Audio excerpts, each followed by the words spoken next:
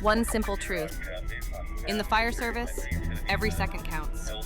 Leadership at the battalion chief level means making split-second decisions with lives on the line.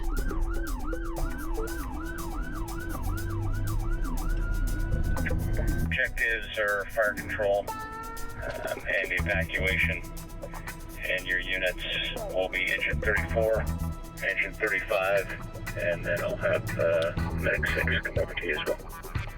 You listen, you assess, you act. And when the pressure's on, you lead.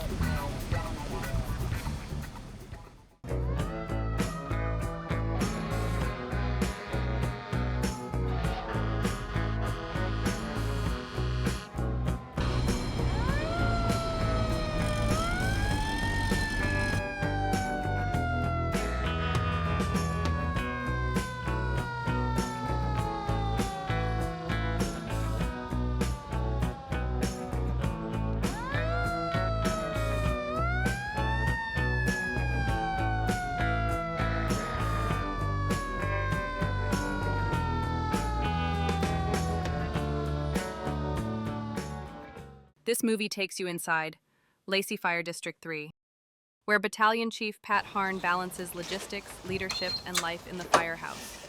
It's a job that demands clarity under pressure, constant coordination. Gotta get us set up in these dorm rooms here. Lieutenant Montgomery, do you know this guy? I used to babysit this guy when he was less than 5. It's probably 3 or 4. So 2 call-outs. 2 medic call-outs? Both medics. Just checking the scheduling for the day. So we gotta make sure everything's staffed and good to go.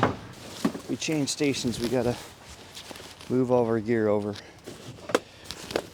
All right.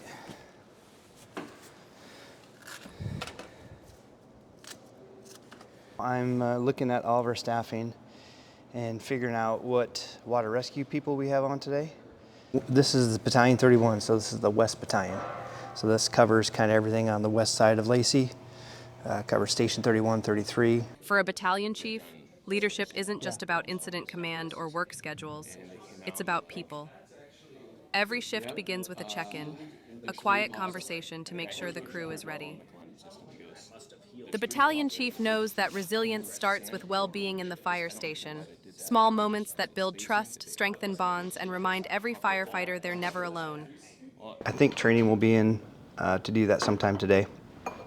It says ours is at 3 o'clock today. So other than that, we have 4 on the engine because Danny's still waiting minute by minute to see if he's gonna have a baby. When they sit down for a meal, the badges come off. Rank fades.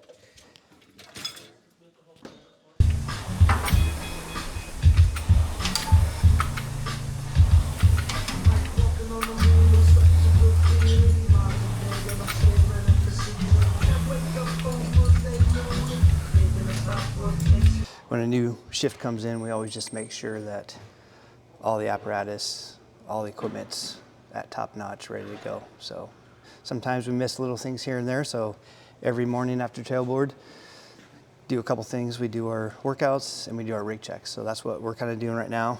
Yeah, so everything's on here. All the equipment's on here. So we just kind of go through and again, just make sure like all of our lights are working. Our radios are working. All of our computers are updated and running, and we have a backup, paperwork backup if our computers go down. Every equipment has a place where it's stored and kept. Everything's plugged in, so when the vehicle's not running, everything's charging at the same time. We have a pet CPR bag, so if we go to a fire and we pull an unconscious pet out, we can do CPR on them and have all the right tools. All the rigs cover a AED or automated external defibrillator. So as EMTs, we can use these. And then if we find something that goes wrong or there's something that's broken that we can't fix right away, a help ticket gets pretty much dispatched to our logistics team or our IT team or our repair facility, and then they can come and fix it right away. Yeah, we try to, it is a teamwork atmosphere, and it has to be. we're relying on each other. Everyone has their job and duties. The chain of command has to work.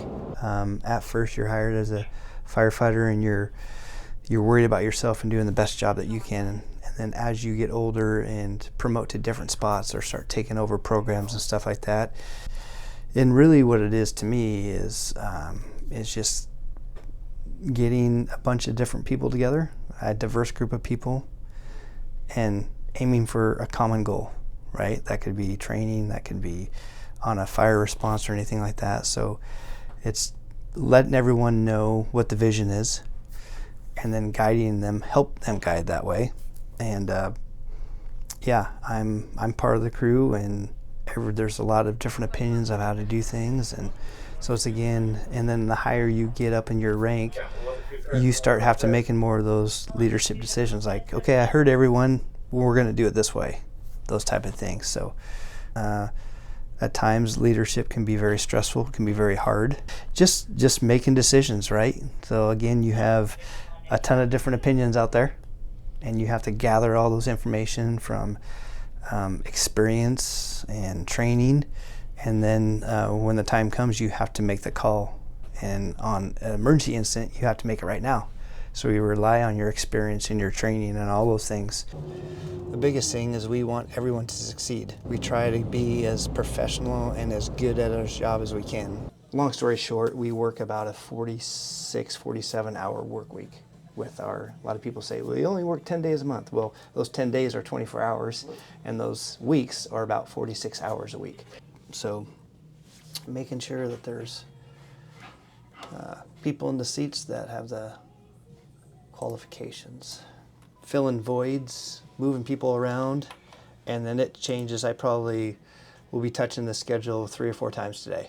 We call it minimum staffing, so we have to have a certain amount of people in seats. If someone calls in sick, we just can't leave that vacant. We have to fill that spot. So stacking up. People keep leave messages for me to put in hours. Truck 31, BLS. And then I was wondering, would it be okay to launch from Ravens Camp there at Riverbend? I have to make big maps for our station. So if we get a call on the river, they can go out to the apparatus bay and look real quick, like, hey, we're going to launch in McKenna, and they go down here. So they're big station maps out there. my regular shift is today with my crew, and then since the battalion chief is off tomorrow, I'm working his shift tomorrow for his spot.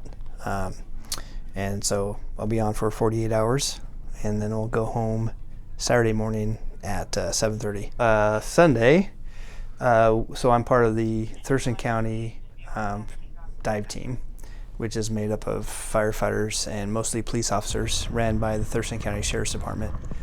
And so Lacey firefighters have 5 people on a 17 person team. So every year we do a 2-day training, evolution, team building type deal. So this year we're heading down to White Salmon, kind of by the Washington, Oregon coast, near Hood River, and we're going to raft for 2 days with our team. So training, evolution, and then at night we'll kind of do some team building stuff. Yeah, I think my first memory of a firefighter is actually when I was in first grade, and I just remember that white fire truck pulling up and them letting us get a tour. And so when I was old enough, I did a ride along here at Lacey myself, and then I was hooked. So it's been a great career. It's very rewarding. I never thought I'd be sitting in a battalion chief seat right now. I thought I'd always be a firefighter, and then you rely on the people around you too. Like I'm not an expert in everything we do here, but I try to surround myself with people that are, and different specialties. Like we were talking about Swiftwater. I use Kyle a ton for my Swiftwater specialties. We have someone that's really good with truck ops, and someone that's really good with paramedicine and EMT. So you gather those people and you find out who their strengths and weaknesses, and you surround yourself with them, and then you make decisions from there. Rewarding when everyone's on board and you go to a CPR call and something, and I'm sitting back watching the men and women work these patients, and you're like, wow, everyone's clicking, everyone's doing their job, and that's the very rewarding job. Is like our LFD 3-way, service with excellence. We strive to be excellent at what we do. Yeah, our LFD way is a great document. Mission is service with excellence. Like, do that with hiring the right people, having the right leadership, having the right support from our community. That's huge, right? Because they're the ones paying the bills, right? All those things are in that document, right? Trust, teamwork, camaraderie, excellence. Every day's a learning day. Yes, you're going to make mistakes, as long as you can learn from those mistakes, right? Everyone is striving to be excellent. Their shifts are striving to be excellent. It's just working alongside your brothers and sisters, and when you go out and respond to something and they do a great job and they help someone, or they've tried their best, I think that's the best part of the job, is watching that. All the time and money and training spent to be good at your job, and then to watch that take place. By far, that's the most rewarding for me as a battalion chief. And typically I go to bed about 10:30 or 11 at night after everything's done and the schedule's done for tomorrow, and then again, you might be woken up 2 or 3 times a night to go on incidents and stuff like that. And it's busy. It makes the days go by quick. You're 24 hours. We're already at almost 5:30 at night, and I still have my list of things I still need to get done.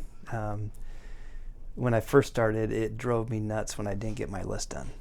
I would go home thinking, man, I didn't get those things done. And the senior battalion chief said, you never will. That list never goes away. And so I've taken that in. It's helped me mentally, like, okay, we'll get to it next shift. And like we were talking about the inbox, you have 20 different things you have to do today. You have to triage those. Like, I need to get these done today. These ones can wait. This can wait for next shift. And an emergency comes in. So now you drop everything and you head to that fire, or you head to that water rescue, or you head to that CPR call. And so you're just constantly moving and adjusting and multitasking all day long. You have to be a multitasker to be in this job. It's not black and white. Not one call is exactly the same. At Lacey Fire District 3, excellence is more than a word. It's how they train, how they treat people, and how they support one another. Trust, teamwork, camaraderie, that's the LFD 3-way.